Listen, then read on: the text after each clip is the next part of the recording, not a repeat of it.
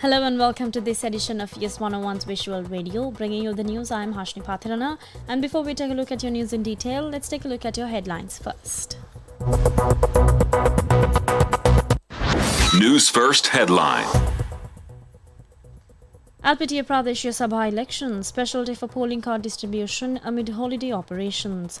Health officials urge vigilance against waterborne diseases following flooding. US Ambassador calls on Sri Lanka Defence Secretary. And in your international headlines, mayor among 16 killed in Israeli strike on South Lebanon municipality building.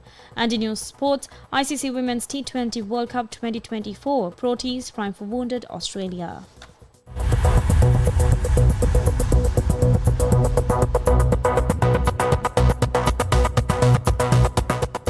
Now on to your top story this hour. Today, the 17th of October, has been designated as a special day for distributing official polling cards for the Elpitiya Pradeshiya Sabha election. Deputy Postmaster General Rajitha Ranasinghe said that although today is a public holiday, all postal workers in the Elpitiya Pradeshiya Sabha locality will be on duty.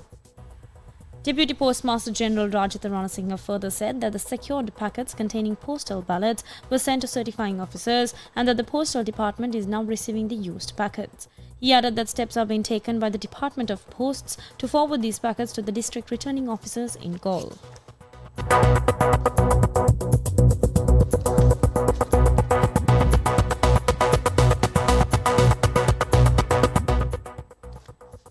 Health officials warned that flooding in several districts after the rainy season may lead to an increase in waterborne diseases caused by contaminated water. Chaminda Muthukudu, the Secretary of the Public Health Inspectors Union, advises the public to remain vigilant in preventing the spread of diseases such as dengue fever, leptospirosis and gastrointestinal illnesses in the wake of flooding. He further advises those affected by floods to verify the safety of their drinking water before consumption and recommends using lukewarm water to eliminate any germs introduced by floodwater contamination.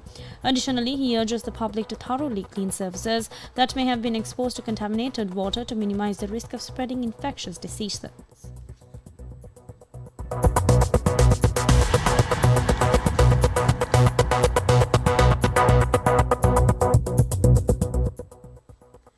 US Ambassador to Sri Lanka Julie Chung made a courtesy call on the Defence Secretary, retired Air Vice Marshal Sampath Tuyakonta, at the Defence Ministry in Sri Jayawardhanapura Kotte yesterday.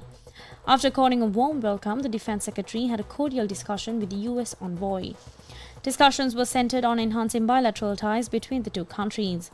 The Defence Secretary expressed gratitude to the US Ambassador for the recent donation of a new aircraft to the Sri Lanka Air Force and said that he expects to work closely with them. Subsequently, mementos were exchanged to mark the occasion.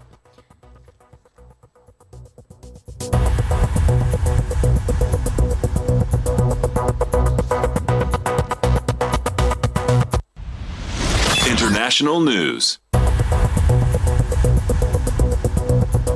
Now shifting your attention to the international arena, an Israeli airstrike destroyed the municipal headquarters in a major town in South Lebanon yesterday, killing 16 people, including the mayor, in the biggest attack on an official Lebanese state building since the Israeli air campaign began.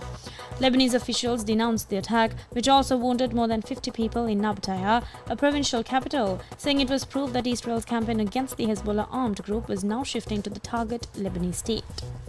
Caretaker Prime Minister of Lebanon, Najib Mikati, said that the Israelis intentionally targeted a meeting of the Municipal Council to discuss the city's service and relief situation to aid people displaced by the Israeli campaign. The UN mission in Lebanon, or the UNIFIL, said its peacekeepers observed an Israeli tank firing at their watchtower near southern Lebanon yesterday morning. 2 cameras were destroyed and the tower was damaged.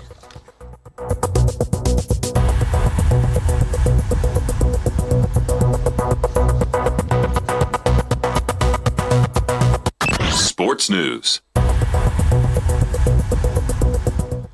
Finally, onto a sports update. As West Indies and England battled on the final day of group play, the Pro Tees now primed for a tough semi-final encounter with the Australians, impeded by injuries.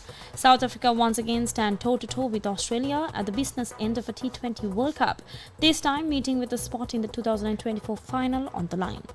While parallels to their 2023 final meeting are rightfully made for the upcoming semi-finals narrative, the variables thrown up in Dubai and the run-ins for both teams point into a different sequence of events 18 months on.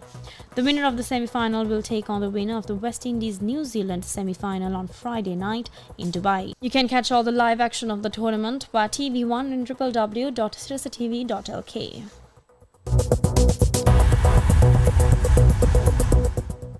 And with that, we wrap up this edition of ES 101's Visual Radio. I'm Hashni Patirana. Thank you for watching and stay tuned for more of the very latest.